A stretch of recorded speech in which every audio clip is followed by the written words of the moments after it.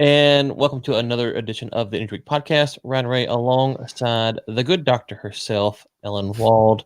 Dr. Wald, how are you doing? You look like you are prepared for a cold winter in Florida. Oh, yes, we are. We've got our tea, we've got our snow hats, despite the fact that it never snows here. And yeah, because it's a balmy 61 degrees Fahrenheit. And in, for us Floridians, that's winter. That's really cold. Actually, it's Yeah. going down to like 35 tonight. So Ooh, that is actually cold. yeah. Well, it's been cold here in Texas, so we've been in the 30s. So it's That's cold.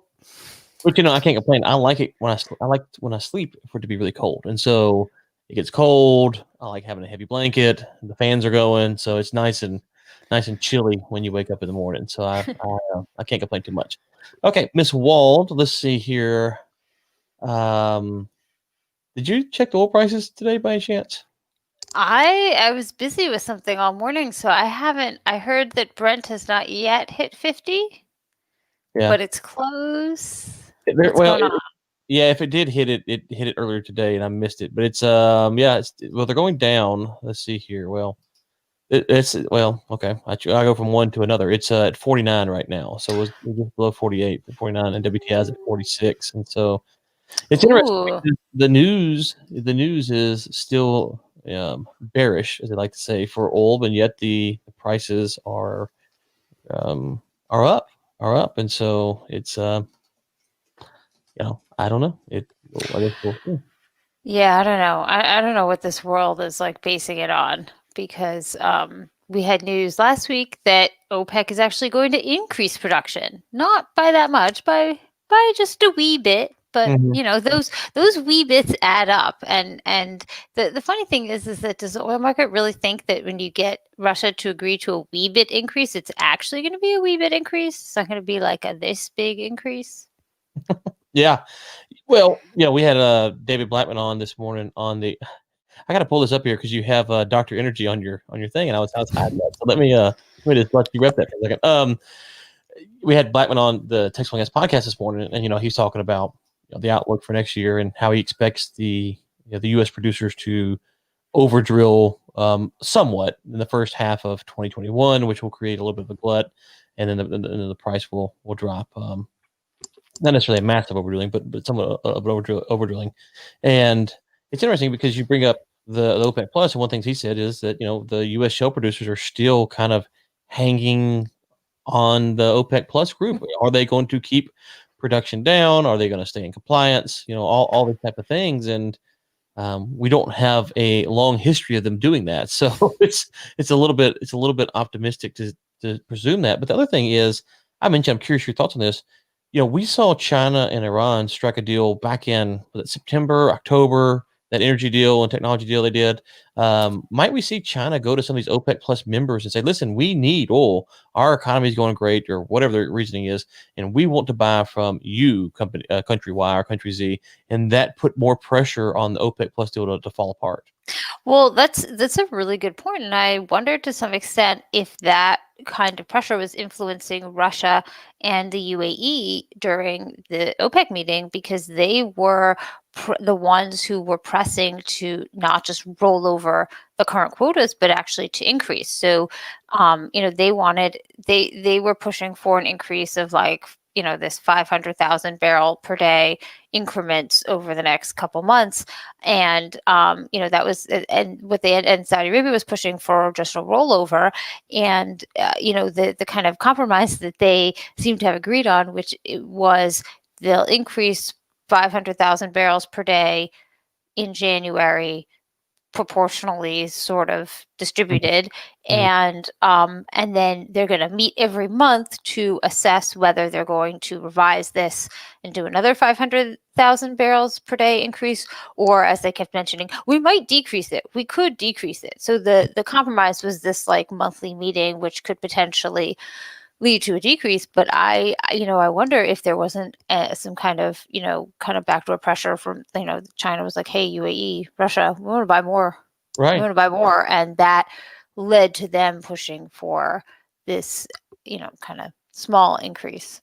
Well, in China being the number two buyer or consumer, at least of oil, as their recovery, as they come out of recovery from the pandemic and move ahead, these individual countries that are a member of OPEC, their recovery will be at its own pace as well. And so trying to look at the larger OPEC narrative and say, well, we want to be in compliance with OPEC versus, listen, we got people who are really hurting here. We've got to, make some money. And if China's going to give it to us, then we're going to take it. I don't think there's anything that a Biden administration or a Trump administration really can do to stop that. So that's kind or of Saudi Arabia. For all you know, Saudi Arabia will be the one who's like, hey, China wants more. I mean, because Saudi Arabia is a big supplier of China. It's basically a competition between Saudi Arabia and Russia for who supplies more to China each month. So, you could have Saudi Arabia being like, well, China wants to buy more oil. So what did you think, real quick, of the Saudis raising their Asia price? Did you see that? Yeah, I did. I think that is reflective of the fact that they've got a lot of demand from Asia. The Saudis always want to supply Asia with oil, and their tactic has basically been, while adhering to their OPEC, quotas, their tactic has basically been to take from their shipments to the U.S.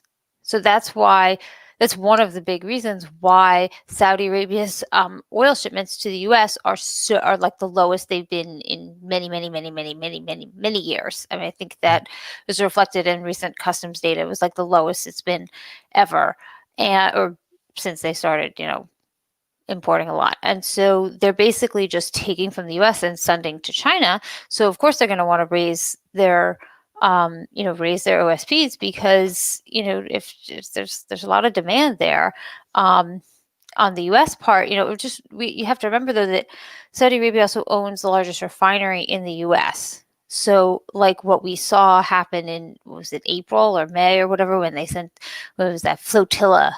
The flotilla headed, and Ted Cruz was gonna, go meet it with a, I don't know, giant cannon or something to blow it out of the water.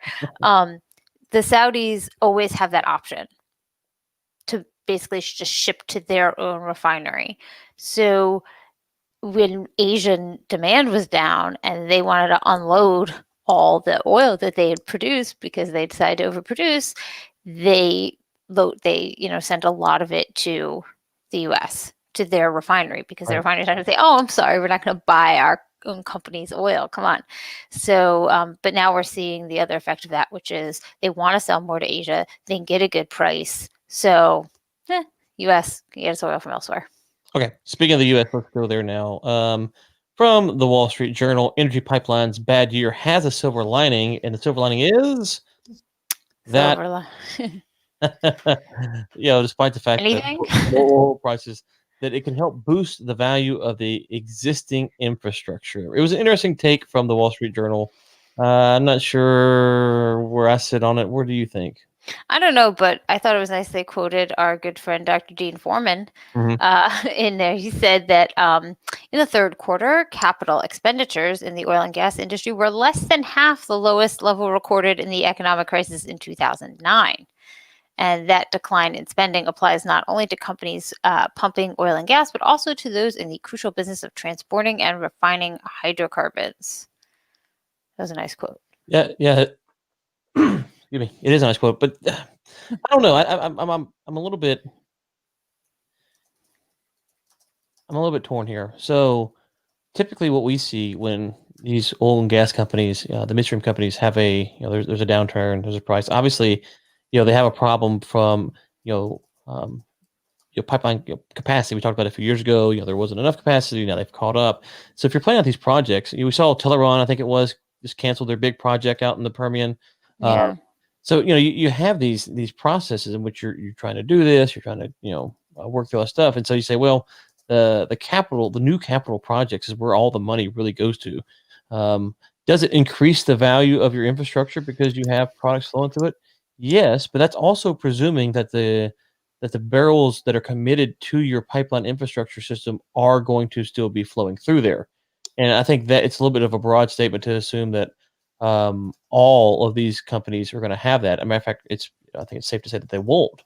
So for those who do have it, yes, obviously it will increase their value. But the other thing I'm curious about, Ellen, is if you think about it like this, you say, well, let's just take Enterprise Products and say Enterprise Products has their oil, their pipelines are pretty much full of capacity. The producers are keeping them full, but the price stays between 40 and 45.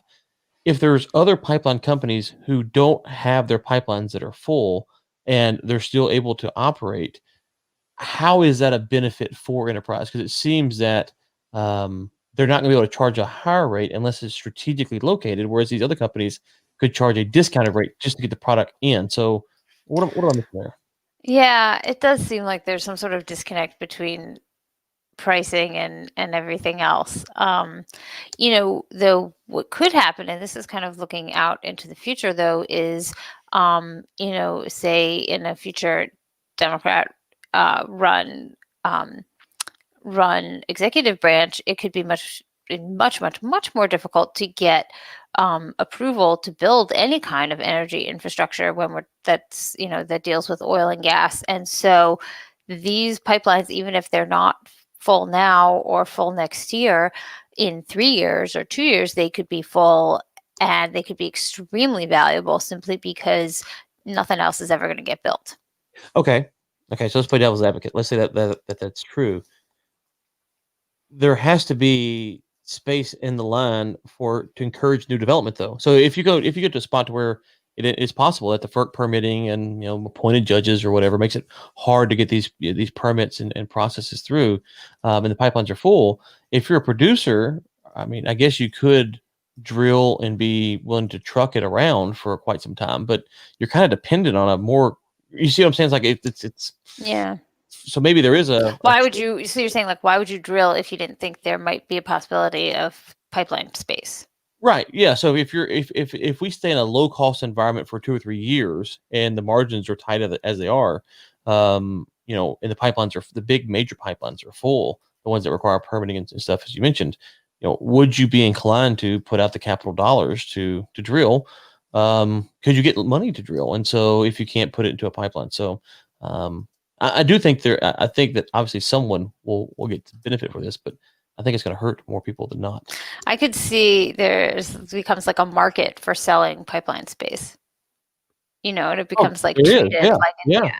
Yeah, there is already, but I don't know well, okay, there was. oops. I don't know if there is now. I could see that becomes like a super hot market to Yeah. be in. Yeah, it'd be interesting to see how it plays out. I think, you know, until I think we gotta get through 2021 to kinda see where demand's at before we kinda know how this will shake out, and how many of these Permian companies, these producers end up filing for bankruptcy, of course, in the Balkan and stuff like that. How many of these companies make it from, 2020 to 2022 more or less, and that will kind of tell the tale, if you will, because if you say, a large midstream company, would they be absorbed by a super major like Exxon or Chevron, someone like that, then go and try to buy them up because they have this space? And so I don't know. I think it's interesting, but I'm not sure. Not sure I'm ready to buy the thesis just yet. But I've been wrong once in We'll 20. come back. Yeah. Come Okay. back to that. You mentioned OPEC meeting every other day. I think is how you put it. Every month. OPEC Yeah. ministers to meet on January 4th, and so that is less than a month away. And it feels like, so let me ask you this. Aside from the change in their schedule, will them meeting more regularly have more or less impact on the market? So if they come out and they're meeting once a month, will that draw more attention to the meetings or less? That's a really good question because I think there's some point where people are going to have OPEC fatigue. Mhm. And Mhm. I almost think that we kind of saw that happening with this past OPEC meeting because you had everything was scheduled. OPEC's going to meet Monday after Thanksgiving, and OPEC Plus is going to meet Tuesday, and they're going to roll over and, wash your hands, everybody turn off your Zoom meeting. And that didn't happen. And we ended up getting, 3 days of I think it was 2 more days of consultation. And then finally OPEC Plus met on Thursday, although the meeting was pushed off by a while and there were no speeches. There was just like a press conference at the end. Right. So, and when you looked at what happened, the big market move came after OPEC didn't reach a decision on Monday. And then when OPEC issued its decision, which was not what the market had been led to believe was going to be the decision, most people thought they was going to roll over, and instead they decided to do these small incremental increases. Um, there wasn't really much. People were like, "Huh? So it's Yeah. another 500,000 barrels on the market? Like, okay, like, do we really need to care about this?" And so I wonder if like OPEC, they want to like they really want to respond to everything. They really want to be this like super um responsive group of some Super sort. swing And producers. what? The super swing producers. Yeah, exactly. It's like, but not even, yeah, and it's, and there's actually, so I personally don't think that that's the right role for OPEC. And maybe I'm just like behind the times and Mhm. really old fashioned, but to me, I always saw OPEC's power as policy setting.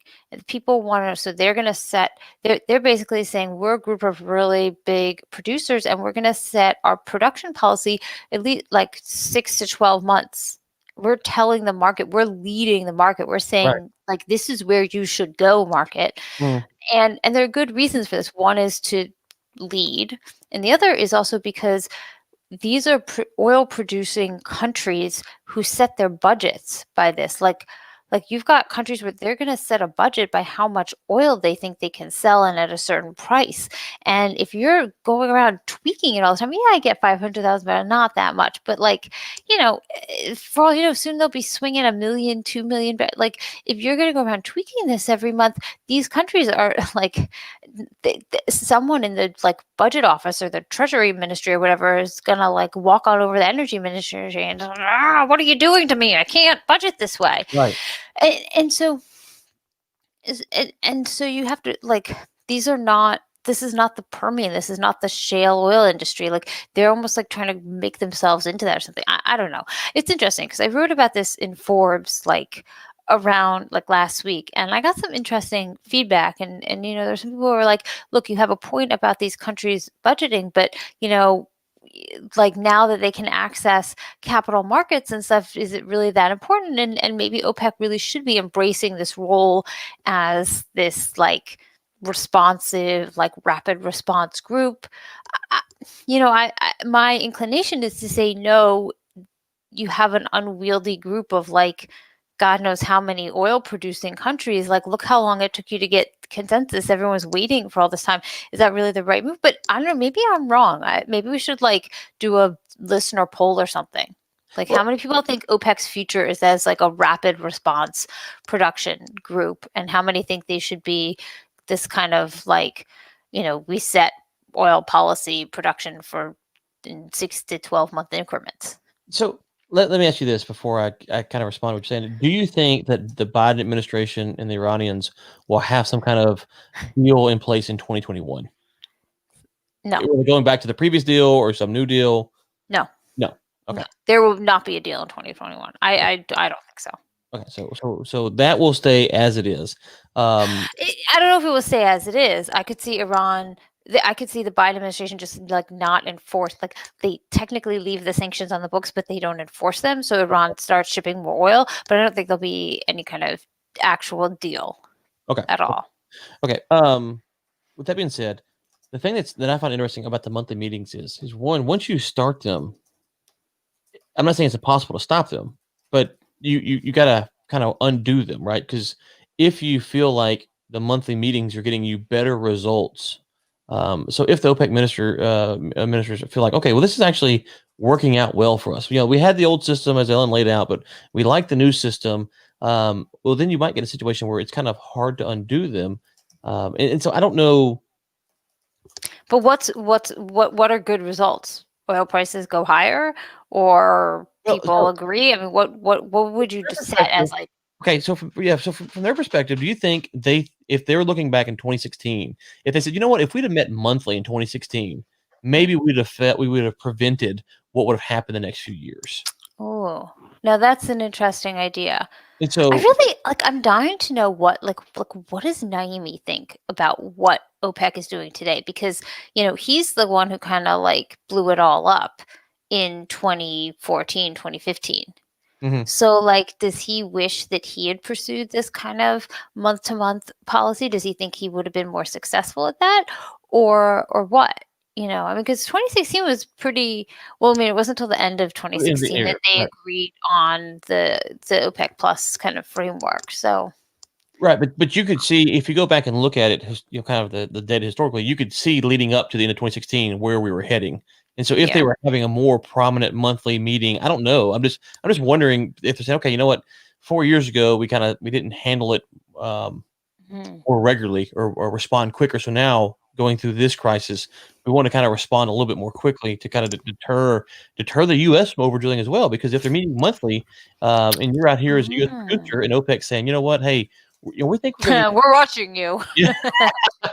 A, we're watching you, but B, if OPEC comes out in January and says, you know what, we're going to increase by 1,000,000 barrels a day, that puts pressure on the U.S. companies to get money for their drilling infrastructure capital programs. So maybe there's. I'm not saying that's what's going to happen. I'm curious if Mhm. that's some of the thinking, though. That's really interesting. I wish someone had asked that at the press conference, although maybe they did because I missed part of the press conference. But I don't know. The focus was not really on that, but it would have been a really good question. Is like to what extent is activity in the shale region if impacting your decision to do this? That would be a really interesting question. So If Alexander Novak or His Highness Prince Abdulaziz want to come on let's know. the podcast We'll reach or out. shoot us an answer. We're on WhatsApp, so just find us on WhatsApp. So let me ask you this though: do you think that would have? How do you think it would have impacted 2017, 2018, 2019, or even 2016? Do you think we would have had such a glut of oil at the end of 2016 if OPEC was out there openly saying monthly, this is where we're at, this is where things are at? Do you think the U.S. Frackers could have kind of, I think, gotten away with, however you want to say that, Hmm. gotten it to the point that they were? The thing about 2016 is like it was still they were still in that like we have to overproduce until they were still in that like all bets are off, all Hmm. production hands on deck in order to convince countries that they needed to like come together. I don't think that Venezuela would have been like basically taken out of the picture in terms of production if that had happened, if they'd been meeting monthly. I think that there was too much, like the temperature was too high to really deal with monthly meetings. Like they would have been like they would have like gotten in the room and they would have just stormed out. Hmm. Maybe, I mean, although I don't know, maybe that would have succeeded in bringing down the temperature in the room. It's really hard to say. I think they weren't in a place in 2016 where they even had the framework yet Hmm. to do this. And always like Russia is calling the shots. Like Hmm. Russia is so important to this group at this point, and Russia wasn't in the picture until like Right, December right. of 2016. Yeah. So if they had gotten Russia in the picture and had just been like meeting with Russia like as on the side, Mhm. then I think that would have had a huge impact in oil prices. In fact, I think that just hearing that Russia was like meeting with the ministers, even if there was no deal, nothing announced, just that news would Mhm. have jawbone prices Yeah. up a lot. Yeah, so my final thoughts are, I think this might actually be a positive. You might get, as you say, get OPEC fatigue, but I wonder if this might kind of rein in the U.S. producers, keep them from overproducing. Also, there's two sides of that coin. OPEC could theoretically go about doing what they're doing with no eye to the U.S., but presuming that they do have an eye to what's going on in the U.S. by their messaging on a monthly basis, I think that might help things. So I would think this would be a good thing for 2021 to hopefully keep prices somewhat stable. Um, but again, I'm not sure. As I mentioned, with China coming in wanting more oil, if that's the case, it might you might have you know what was that thing down in the island, the Fire Fest or whatever? You might have a Fire Fest every they're they're just fist fighting. That would be good content too. So, anyways, I don't know. You know who would definitely get OPEC if they were actually meeting in person in Vienna Mhm, every month, then mhm. you'd get like I think you'd get like a revolt amongst the reporters and analysts. Be like, I'm not Okay, moving to yeah, I did not sign up to move to Vienna. right. Not that there's anything wrong. Vienna is a lovely city, but Yeah. So that's interesting.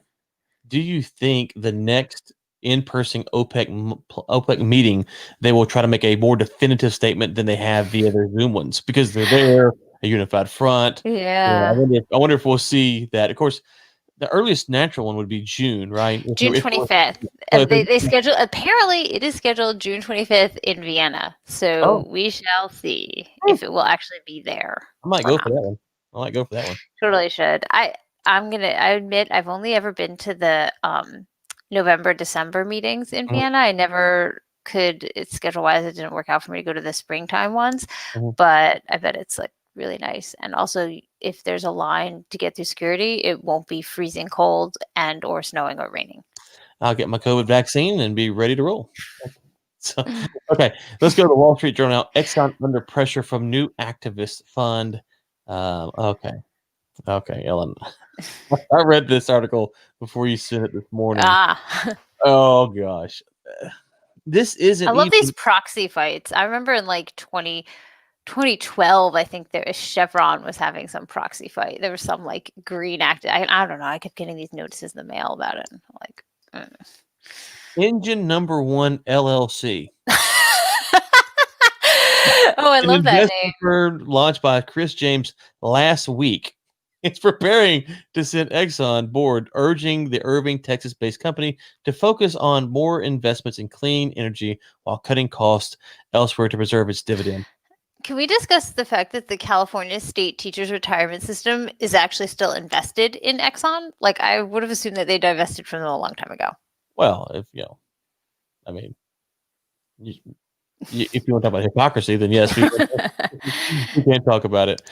Well, okay, wait a minute. I've actually long argued that if you are interested in investing in like clean tech innovation, that by refusing to buy shares in like, what do we call it, like legacy energy companies like Exxon, you could be cutting yourself off from like the next big thing because these companies have a lot of money and they have a lot of people whose job it is to just like try to invent the next big energy thing.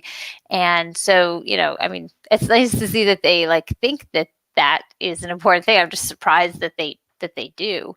But yeah, I mean, I'd argue that you should definitely be invested in these because they're more than likely to invent the next big thing. Yeah, and so what engine number one is calling for is an independent directors with diversified energy industry experience, reduced capital expenditures, particularly on projects that are unlikely to break even with sustained low oil and gas prices.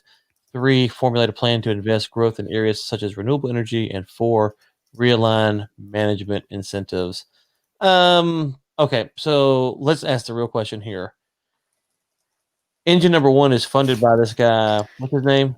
Uh, Chris James. yeah, He's from Irving. Oh no, sorry. Exxon is Irving, Texas based. Chris James yeah, is, from California, I believe, right? I think so. So he funded this thing a week ago with A two week hundred ago. $250 million under his management, mainly his own money, I believe. Um, so if Exxon, okay, let me step back. What is the likelihood that James knows the reporter here? It's like, hey, listen, I'm sending this letter to the board because that's how the Wall Street Journal got it. Like, I don't. Yeah. If Exxon bows to this group, which doesn't have any significant shares of their stock, if I understand correctly, like, like I don't say it's over for Exxon. That would be overstatement, obviously, but you have to lose respect for them, right? Yeah. I mean, you got kicked off the Dow, and then now some weak old company tells you what to do. Yeah, no, they should. Yeah, so it's weird because okay, so if you look into some of there's a lot of background here.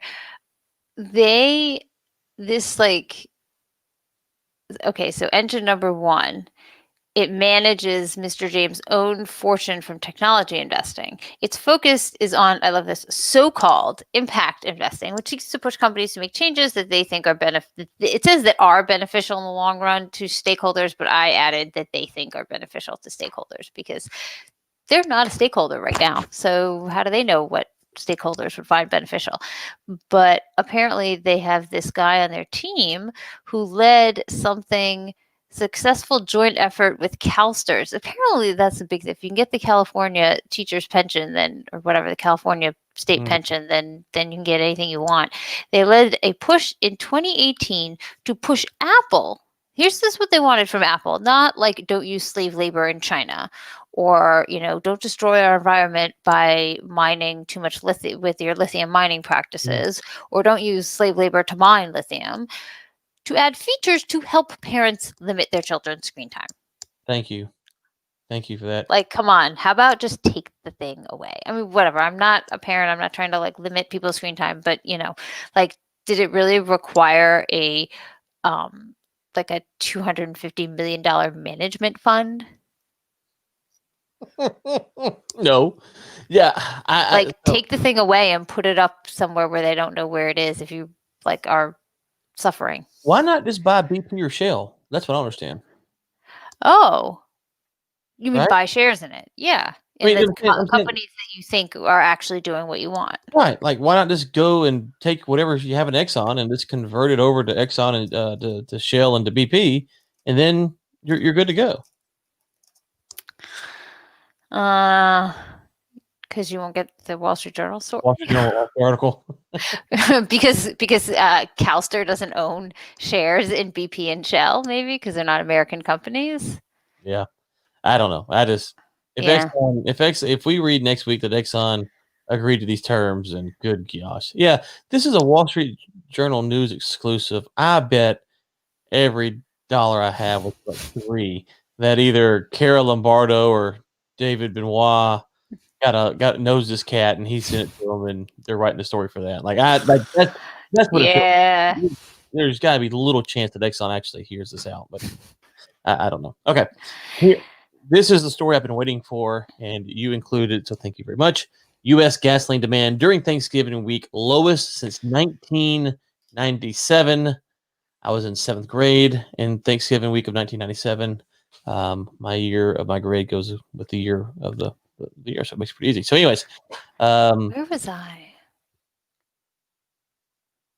I should know this. I think I was in like 9th grade or 10th grade. Oh, I graduated high school in 2003. Okay, I graduated in 2000. Okay, yeah. So you'd been. So yeah. Yeah, so yeah. You'd been in what freshman in high school or something like that. Yeah. Something like that. I think sophomore. Yeah, freshman. Whatever. Anyways, someone else will figure it out. Yeah, no one knows how old I am. Yeah. Well, I didn't. I have a birthday coming up for all listeners, so please send gifts and money, mainly money. Yeah. Gasoline demand the lowest since 97. Now this goes back. Now this headline I appreciate more than the one we did last week, where the one last week was like, hey, we set a record on travel, and then you look at the actual numbers. So people, as you have predicted since our shale roundtable, people are just not getting out for the holidays, and that goes back to where I started this whole podcast about the price of gas. I mean, it seems a little high.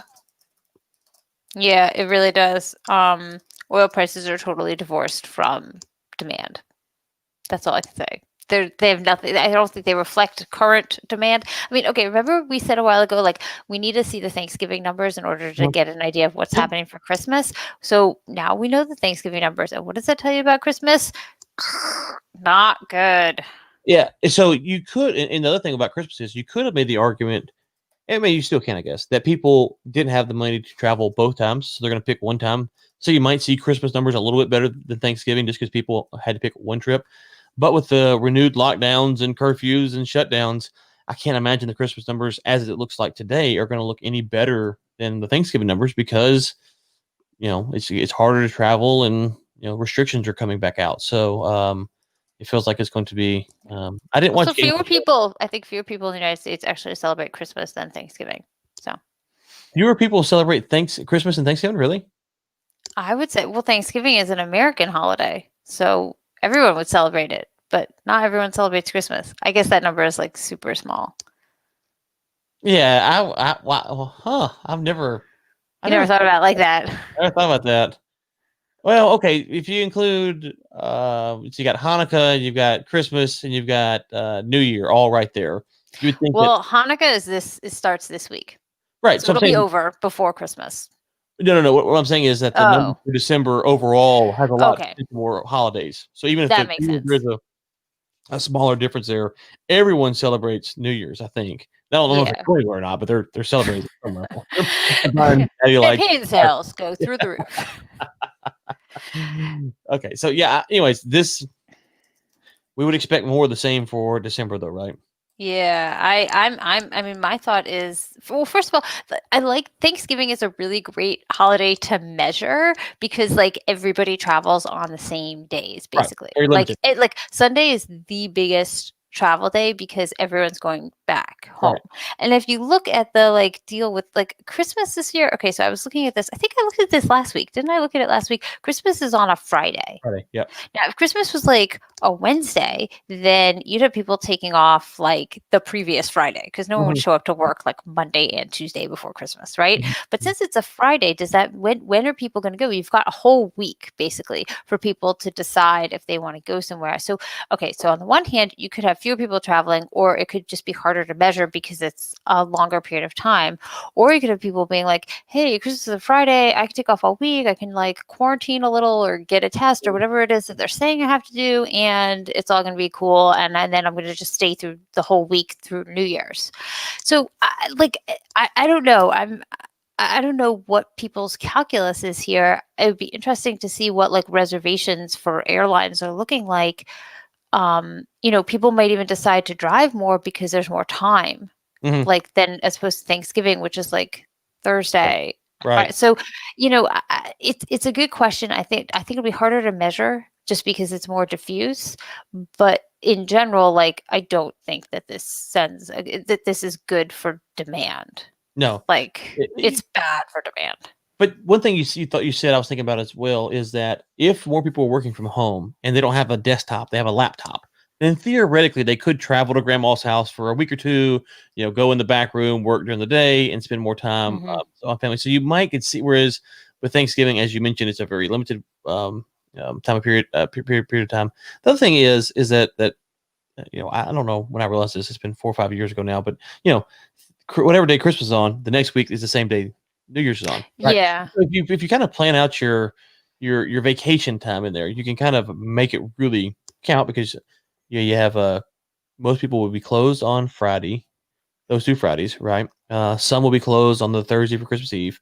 So then you say a few Christmas days, vacation days in there between the end of Christmas and New Year's. So you might have a prolonged kind of people Hmm. coming and going because of the way the weekends fall. You can maximize your days. But Yeah. again, I think we're going to have to look at December as a whole and kind of see how did the travel look? What were the numbers like? What was the gasoline demand numbers like? But yeah, it's not a good sign. I do agree. Unless Yeah. people were just not going home for Thanksgiving, but they're going to go home for For Christmas, yeah. Well, because it's like I can go home for a week and a half or whatever, as opposed to I can go home for like 2 days. But then you've also got the college factor yeah, whatever because that. I don't think people. I think a lot. There were a lot of colleges that just decided to end their semester. In before Thanksgiving. I know the Mhm. place. I'm not teaching this semester, but I do teach there. Everything was over by Mhm. Thanksgiving, so there is no going back and forth and going home for Christmas. You're home, you're home. So that could cut out travel as well. Or you could just have a lot of like bored college kids who are taken to the road. Well, no, I mean maybe. Jack Kerouac in it. Probably not though. Probably not. But Yeah, you probably but not. you should see a little bit of uptick maybe in flights and stuff in January because everyone will be going back to college basically the first Yeah. week of January, assuming they don't have to quarantine or however that works. Yeah, unless, yeah, or I mean, usually your break lasts longer, maybe. I don't know. I went to college and we had a really weird system where we had to come back after New Year's for final exams. So Oh that was wow. like messed up. Yeah, but That's it cool. it was basically like the entire month of January was like study period and take finals, aka party all the time or study all the time. It was very, very weird. But but yeah, it was like either a giant party or you did nothing but study. Yeah, so I think it's very hard to say. There's also like, okay, are there bowl games this year? Are people going to travel for? I don't know. I always see travel people like taken to the road for bowl games, Right. but like I just don't think there's going to be that much travel. Okay, the other thing that was surprising by these numbers is like, did anyone go out for Black Friday? I don't think so. Yeah, I So think like, is online all with is the all the numbers, right? gasoline going to show up in diesel demand for like truck deliver for like parcel deliveries? Yeah, see that can only be offset so much, right? Because those trucks can take X amount of parcels or how it works, whereas the car can only take so many people. So Yeah. you might see a slight uptick, but it can only offset it so much, and I can't imagine it being that much of a difference. I don't know. But anyways, okay. Oh, we should have covered this one a minute ago when we talked about Oh Exxon. yeah.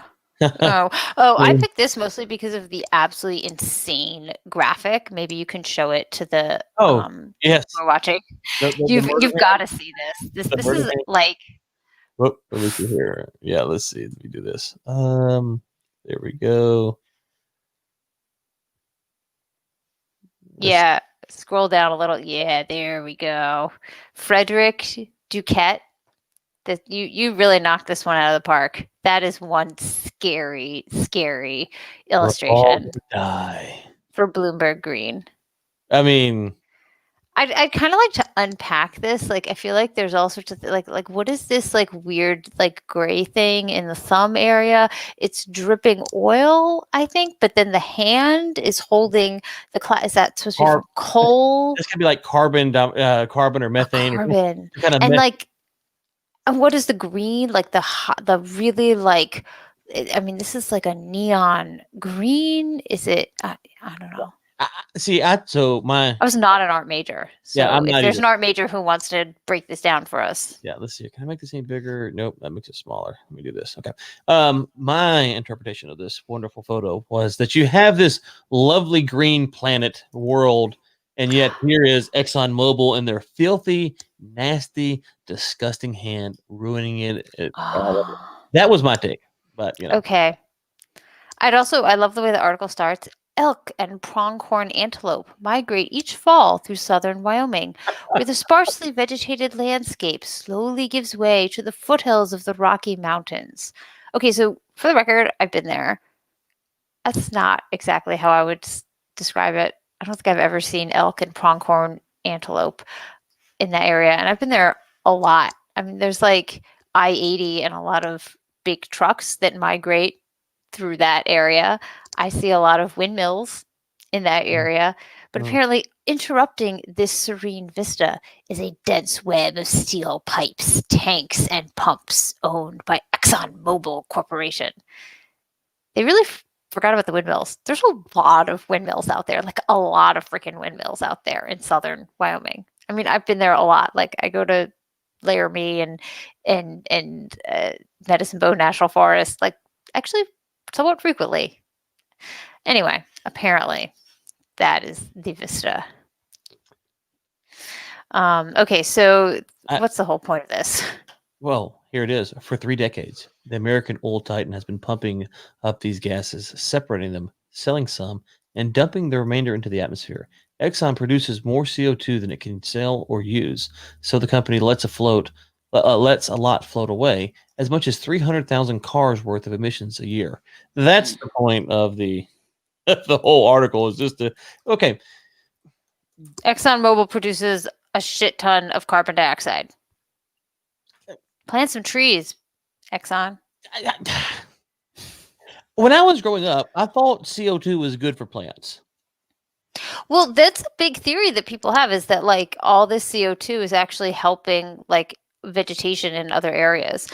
So the biggest source of like oxygen in the entire world, I think, is the taiga forest in like Siberia.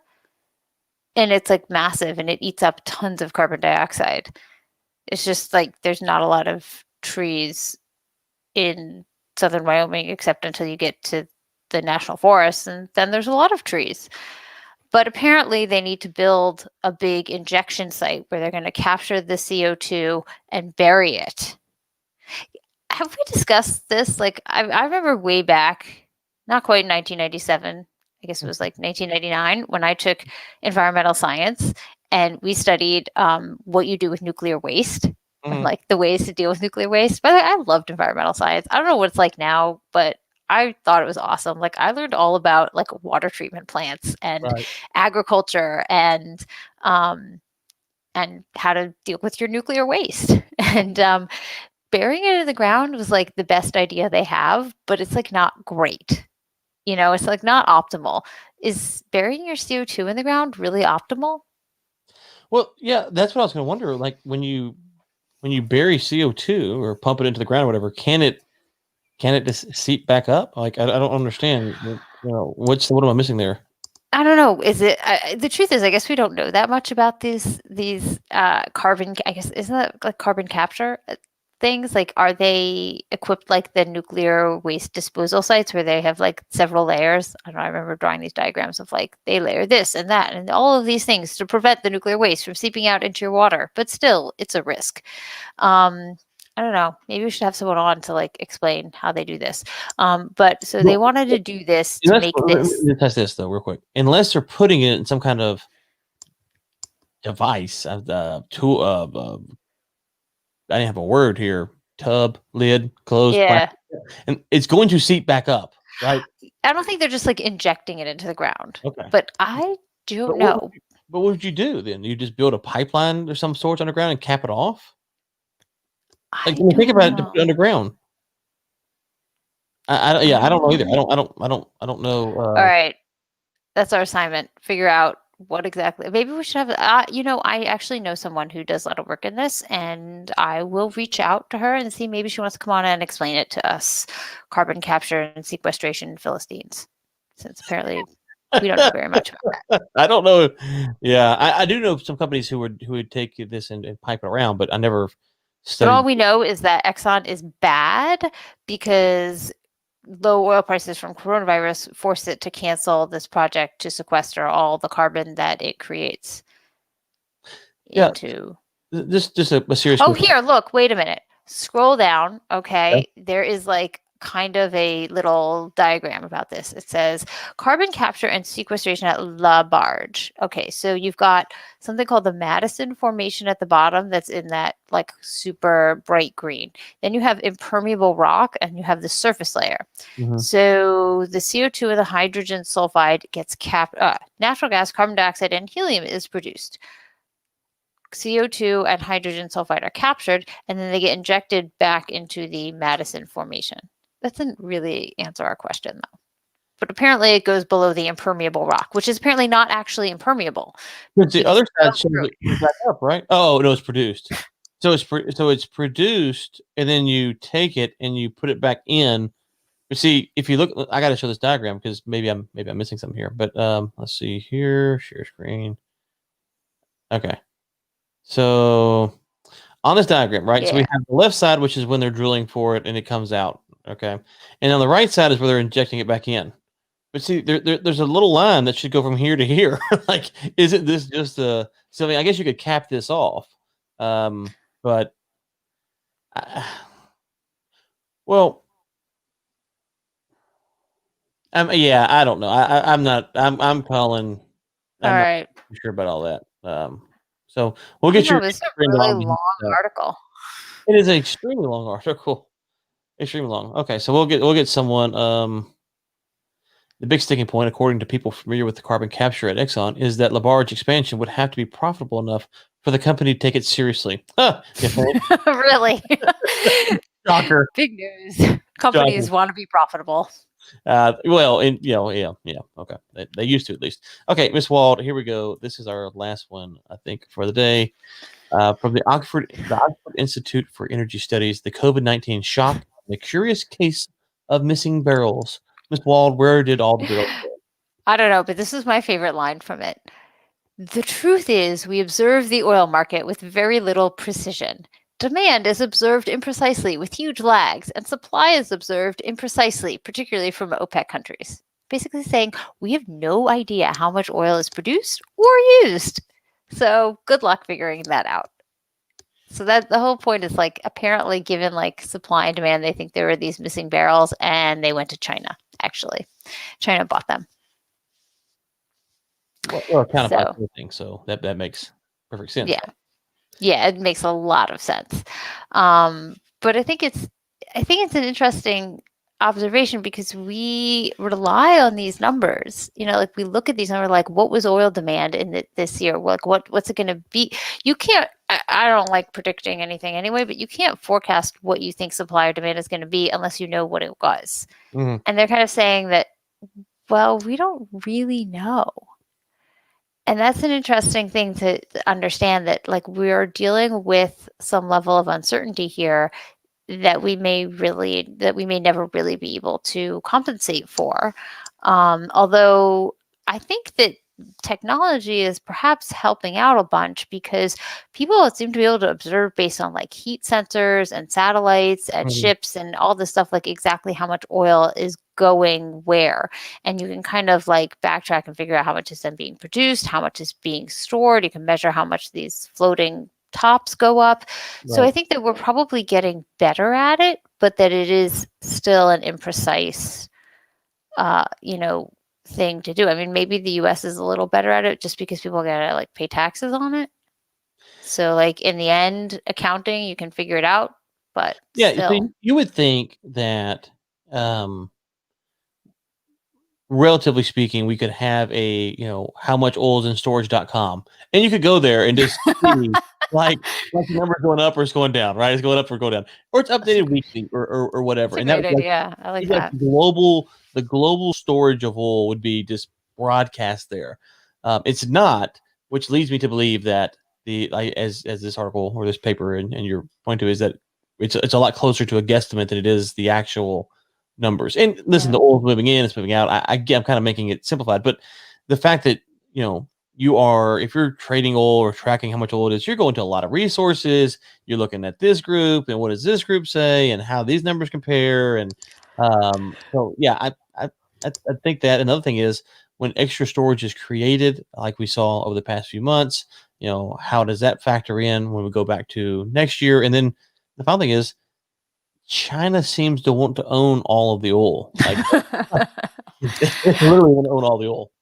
What's interesting, there's an interesting graph on, what is it, page 6 of this report that shows Kepler, however he pronounces Mm, it, estimates of Chinese crude imports versus China's customs data. mm, And Kepler's got a I mean, they mirror each other, but then when you get like to more recent stuff, like you've got like mm, Chinese customs is like way down and mm. is not.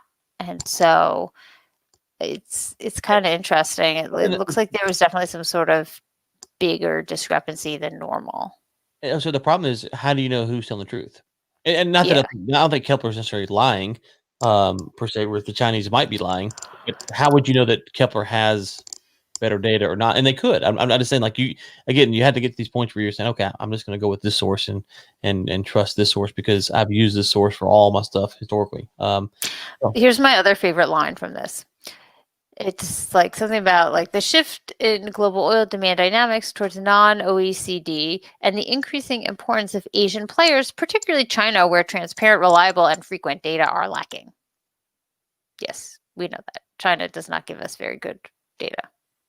surprise, surprise. And they're like, developments in tracking and measuring technologies help fill some of the gaps, but we're not there yet. And the large accumulation of barrels in China suggests that, quote, artificial or imaginary barrels, I know we have imaginary numbers, but apparently now we have imaginary barrels, is a result of imprecise measurement of global oil supply demand balances, are not the only explanation to the missing barrels question. Even though China's crude balances are riddled with inconsistencies, it is clear that the country has amassed large volumes of crude this year, potentially close to 400 million barrels, which have contributed both to the country's strategic reserves and commercial forward cover. Okay, so what's the upshot? China bought a lot of oil, which you would expect considering it was really, really freaking cheap. Yeah. So we'll wrap up this question for you. You're like Dr. Foreman. You don't like making forecast predictions, but you can. No. You can't. So I'm gonna hold you to this now. How likely is it that China floods the market with oil early 2020 if they see the prices going up? They're like, you know what, we can keep buying this stuff for cheap. So it doesn't really. If China's the number 2 buyer, it doesn't benefit them for the price to go up because they have to pay more. They could sell it obviously, but they are they need it to consume it. Yeah. Could we see them put a bunch of barrels on the market to keep the price low through 2021? That would be very smart of them. I think that they're still more likely to flood with product. I think they'd rather produce stuff and sell to their local Asian buyers, and do that than just try to resell crude. I think I think that's what they're more likely to do. I do think that the recommendation of this paper, which is basically that OPEC Plus needs to stop looking at just the OECD stocks, and they need to look at Asian sources. Like, probably they should have been doing that like 4 years ago. Yeah. Okay, Miss Wald, where will you be this week? Where will I be this week? Well, I will be on investing.com. I will be on Forbes. And last week, I was also on a TD Ameritrade network, which was fun, kind of breaking down some of the OPEC stuff. So if anyone wants to check that out, you can as well. Okay, and I will be on the War Room newsletter, and then I'm giving a presentation. Let's see if I can pull this up real quick. Yeah, on Wednesday, I'll show this on my LinkedIn. It's called "Attracting U.S. Investors to Meet African Power and Other Industry Needs." This will be 11:30 a.m. Central Time. I will share this again on LinkedIn and Twitter and all those good spots. I'll be giving a presentation on how to get folks to go invest in Africa, and of course, I will be talking a little bit about why China has a competitive edge in Africa over U.S. investors. So, Ooh, sounds very interesting. all right, Miss Wald, have a lovely week. And to our listeners, we'll be back next week. We won't be live next week. Next week, we have Dr. Foreman coming on, so we'll be recording, but then we'll be back live after that. We'll talk to you then.